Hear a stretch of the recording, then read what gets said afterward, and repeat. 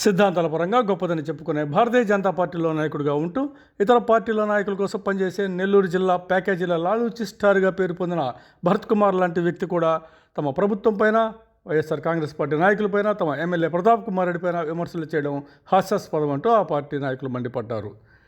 YSR Congress party SCCL Nellore జిల్లా అధ్యక్షుడు పందిటి కామరాజు, లెట్కా రాష్ట్ర డైరెక్టర్ పరసు మాల్యాద్రి మీడియాతో మాట్లాడుతూ ఇటీవల భరత్ కుమార్ చేసిన నిరాధార ఆరోపణలు ఖండించారు. బీజేపీలోని అందరి చేత చీకొట్టించుకునే భరత్ కుమార్ టీడీపీ కోసం పనిచేయడం అందరికీ తెలిసిందేనన్నారు.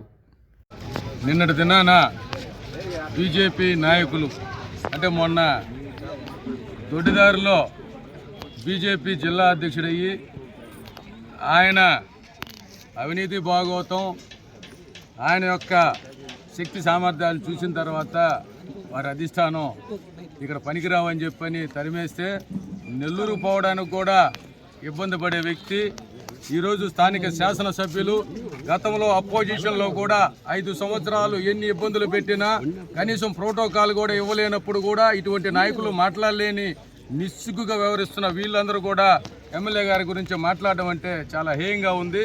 ముఖ్యంగా ఒక విషయాన్ని చెప్తా ఉన్నాం. నిన్న ఏదో ఇరిగేషన్ మీద అవినీతి జరిగింది, ఎక్కడో ఏదైపోయింది. కనీసం ముందు ఆ ప్రాసెస్ తెలుసుకోండి. నిన్న జరిగిన ఫ్లడ్ విషయంలో కానీ ఇంకోటి కానీ ఇరిగేషన్కి సంబంధించిన ఈ కాలువలు ఇవన్నీ దెబ్బతిని ఉంటే వాటికి సంబంధించి ఆన్లైన్ టెండర్స్ చాలా నిష్పక్షపాతంగా ఉంటాయి. ఆన్లైన్ టెండర్స్ అంటే లోపాయకారితరంగా మీరు పేపర్ పెట్టుకొని ఒక పేపర్ తీసి ఇంకో ప్యాకెట్ పెట్టుకొని కోడ్ చేసుకునే కావు. ఆన్లైన్ టెండర్స్లో నువ్వు నిన్న మొన్నటి దగ్గర ఎవరి దగ్గర పోయి నువ్వు ప్యాకేజీలు తెచ్చుకొని మొన్న మీటింగులు పెట్టి ఎమ్మెల్యే గారి మీద ఇవన్నీ ప్రలాపనలు చేసావో, ఇటువంటి ఆరోపణలు చేస్తే నీకు ఒరిగేది ఏమి లేదు. చాలా గౌరవంగా హుందాగా వ్యవహరించాలి. రాజకీయాల్లో ఉన్నప్పుడు కాలేజ్ డేస్ నుంచి ఒక సిద్ధాంతపరంగా వచ్చిన వ్యక్తులు సిద్ధాంతానికి లోబడి ఉండాలి. బీజేపీ కూడా ఒక సిద్ధాంతం ఉంది. నువ్వు అది బీజేపీలో ఉన్నావా, జనసేనలో ఉన్నావా, తెలుగుదేశంలో ఉన్నావా అర్థం కాని పరిస్థితి ఇప్పుడు ఇది. ఎందుకు చెప్తున్నామంటే బీజేపీ కూడా చాలా హోందాగా వ్యవహరిస్తుంది. బీజేపీలో ఉన్న నాయకులందరి మీద కూడా మాకు రెస్పెక్ట్ ఉంది. మిమ్మల్ని కూడా మేము రెస్పెక్ట్ చేస్తాం. ఎప్పుడు మీరు సిద్ధాంతపరంగా ఉన్నప్పుడు, సిద్ధాంతపరంగా ఏదైనా ఆరోపణలు ఉంటే చేయండి. వ్యక్తిగత ఆరోపణలు చేస్తూ ఆయనకి టికెట్ రాదు, మీ ఆఫీస్ నుంచి ఏమని ఇస్తారా? రేపు పొద్దున మీ కౌన్సిలర్ టికెట్ ఇస్తారో లేదో అది చూసుకోండి. ఎమ్మెల్యే టికెట్ ఇవ్వాలా లేదా అనేది మా అధిష్టానం మా నాయకులు చూసుకుంటారు. దాంట్లో ఇబ్బందిలే. జగన్మోహన్ రెడ్డి గారి దగ్గర అత్యంత దగ్గరగా సన్నిహితంగా ఉండే వ్యక్తుల్లో కావలి శాసనసభ్యులు ఒకళ్ళు. మీకు ఆ సంగతి తెలుసో లేదో, కావలిలో ఇప్పటి వరకు ఏ ప్రభుత్వం చేయనంత ఇదిగా ఈ 4.5 సంవత్సరం కాలంలో 2,500 కోట్ల రూపాయలని సంక్షేమ పథకాలకైతే వివిధ అభివృద్ధి కార్యక్రమాలకై ఖర్చు పెట్టిన ఏకైక ప్రభుత్వం వైఎస్ఆర్ కాంగ్రెస్ పార్టీ. మా శాసనసభ్యులు రామిరెడ్డి ప్రతాప్ కుమార్ రెడ్డి గారి నేతృత్వంలో ఇక్కడ పార్టీలకి, కులాలకి, మతాలకి అతీతంగా ఎక్కడ కూడా మేము పార్టీలు, కులాలు, మతాలు అతీతంగా చెప్పలేను. నువ్వు కూడా గతంలో మీరు కూడా కావలి మున్సిపాలిటీకి వైస్ చైర్మన్గా చేశారు. ఎందుకంటే ఆనాటి ఉన్న పరిస్థితుల్లో మీకు ఆ శక్తి సామర్థ్యాలు లేకపోయినా, మీకు అవకాశం లేకపోయినా లాక్కొని మిమ్మల్ని ప్రభుత్వం ఆమోదించకపోయినా కూడా మీరు మున్సిపల్ చైర్మన్లు, వైస్ చైర్మన్లు తీసుకొని మీరు చేసిన పరిస్థితి. అయితే మున్సిపాలిటీలో మీరు ఆ రోజు ఉన్నప్పుడు కూడా జన్మభూమి కమిటీలు ఉంటే ఏ రోజైనా మీరు ప్రశ్నించారా? ప్రజల చేత ఎన్నుకోబడిన దానికి చాలా మార్గాలు ఉన్నాయి. నిజంగా అటువంటి దాని మీద ప్రభుత్వం కూడా ఏమి కమ్ముకు చూస్తూ ఉండే ప్రభుత్వం కాదు. అవినీతి రహితమైన ప్రభుత్వం మాది.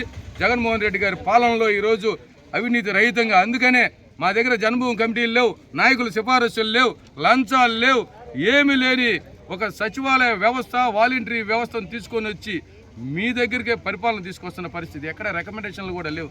కాబట్టి ఈరోజు ప్రజలు చెప్తారు, ఏ ఇంటికి పోయినా వాళ్ళకి ఎంత మేలు జరిగిందో వాళ్ళు చెప్తా ఉన్నారు. మీలాంటి వాళ్ళు ఎంత బురద చెల్లినా మీ వెనక ఉండి నడిపించే నాయకులకు కూడా చెప్తా ఉన్నాం. వాళ్ళకు కూడా ఇటువంటి రాజకీయాల్లో రావాలనుకున్నప్పుడు, రాజకీయాల్లో ఉండాలనుకున్నప్పుడు హోందాగా వ్యవహరించండి. ఇటువంటి చిల్లర రాజకీయాలు చేసి ఎప్పుడు మీరు నాయకులు కాలేరని చెప్పి తెలియజేస్తూ, ఇటువంటి మళ్ళీ కానీ మాట్లాడితే వైఎస్ఆర్ కాంగ్రెస్ పార్టీ చూస్తూ ఊరుకునే పరిస్థితులు ఈ సందర్భంగా తెలియజేస్తారు. రాసి జన్మభూమి కమిటీలతోటి పరిపాలన కొనసాగుతూ ఉంటే మీరు ఎక్కడైనా కూడా ఎప్పుడైనా మీరు ప్రశ్నించారా? ప్రజాస్వామ్యాన్ని కాపాడే పరిస్థితి చేశారా? అది వదిలేసి మీకు చేతనైతే ప్రజాస్వామ్యంలో ప్రజాయుతంగా నిజంగా మీరు ప్రశ్నించదలుకు, తప్పు జరుగుతుంటే ప్రశ్నించండి. ప్రతిపక్షంగా మేము ఆహ్వానిస్తాం. దాన్ని మేము మా పొరపాట్లు ఏమైనా ఉంటే సరిదిద్దుకునే దానికి చూస్తాం.